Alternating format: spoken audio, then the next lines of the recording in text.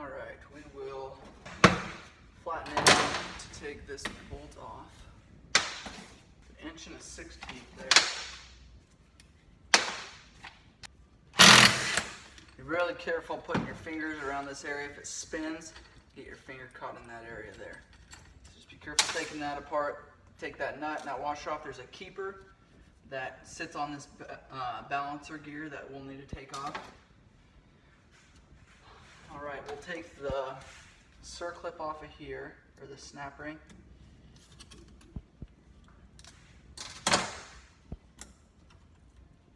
And take this gear out here. There's springs in there, so you want to make sure that you keep all the parts to that.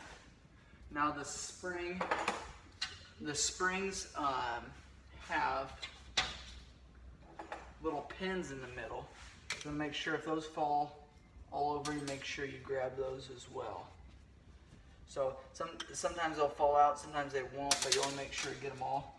Here's the size of the pin there, so awful small. Make sure you find all those, put them back together. And when we split the case, I think there's probably one that fell down in there, so we'll have to get that when we split the case. If you're taking it apart to rebuild it and not splitting the case, you want to make just really close, pay really close attention to where those pins fall if they come off. So we'll take the oil pump apart now, and we'll use a Phillips impact. Now there's actually just 3 bolts holding this oil pump on. It looks like there's 4 screws, but there's actually 3. So the 3 that line up with the holes are the ones that you need to take out. And I use an impact because they're a tapered Phillips and they don't come out real easily. Alright, then as soon as those are loosened, they'll spin out of there. Now get the oil pump off. Alright, oil pump is off there. There's the gaskets that was holding this up. That kind of sticks. You want it to stick just because that means it's sealing. If you turn that so the screws aren't lined up, you can flip it upside down, the screws won't fall out. So we'll take the shift star off. Generally it's a star screw, but this time evidently there was an issue at one time and they replaced it with an 8mm bolt. And then also that spring-loaded arm right here will pull off. Won't be able to pull that star right out. And this one is damaged, so obviously we won't take and sell down, but that's a pretty common problem on these Big Bears, is that shift drum breaking right there. And that's when you shift, there's sometimes a lot of pressure on that gear there. There's a keeper in there. A lot of times that keeper will break, and it'll just break that shift drum. So to do that, then you got to split the case, replace that drum. What they did there, that wasn't going to last for any amount of time at all, and that may be why we have it in here to tear apart. Alright, we are ready to flip this over and pull one more gear off on the other side, then I'm ready to split this case. So we got to pull this gear off here.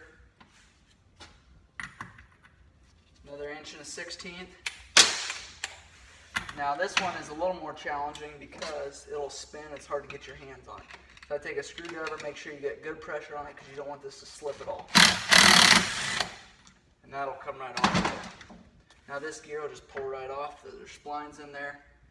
And that's your output shaft. Remember, these two go together. So you want to make sure when you're buying them that you're buying these as a set. Alright, we've got a bunch of 8mm bolts to pull apart. And then an Allen in here that we can't forget to get. That's a 5mm Allen. Alright, if you can't get to one of them, like this one down here, I use a pick and I'll just kind of clean that thread up. Looks all finished pulling these case bolts out. I like to slip them all out, that way you know none of them are still threaded in at all. It's a little more challenging. Now I like to kind of see which way everything's staying. The crank is staying on this side, so what I'll do is flip this up then and pull it this way, the less stuff that falls, the better. So there's half your engine case, and there's nothing left in this one. Make sure that there's no washers or anything that stay in there, because you'll have to find those at some point. Here's 2 springs off that crankcase, or that crank gear. Then you can just start disassembling these gears.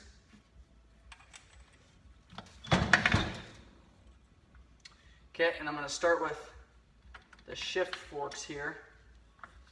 You pull those up a little bit, that'll allow it to kind of move a little more free. I'll keep these together. And then here's the shift drum, the part that a lot of people have the problem with. So right there is where the damage is. And we can't sell this one because of the damage. Here is another shift fork here. There is the crank balancer here, and that is where this stuff sits. Remember, we got the keeper in there.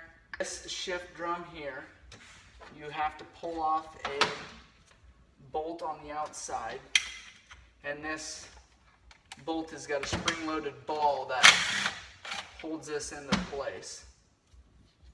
So there's the spring, there's the bolt there. And then if you tip this up, the ball will fall out. So there's the ball. So that'll keep this drum from falling out. So you want to take that out before you try pulling it apart. Now for the transmission, I grab down as far as I can and try pulling these out.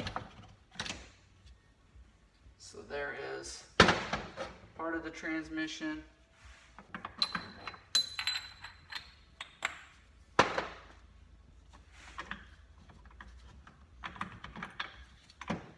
These will probably have to all 3 come out together, because everything's pretty close tolerances there.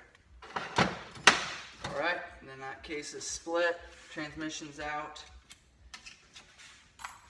and we've got the crankshaft still in there. That sometimes you can just tap out with a rubber mallet, or press that out somehow. So make sure you get that out without damaging the end of the crank here, or the threads, or the splines, and then we can put this gear back together. So that's the case split on a Big Bear 350.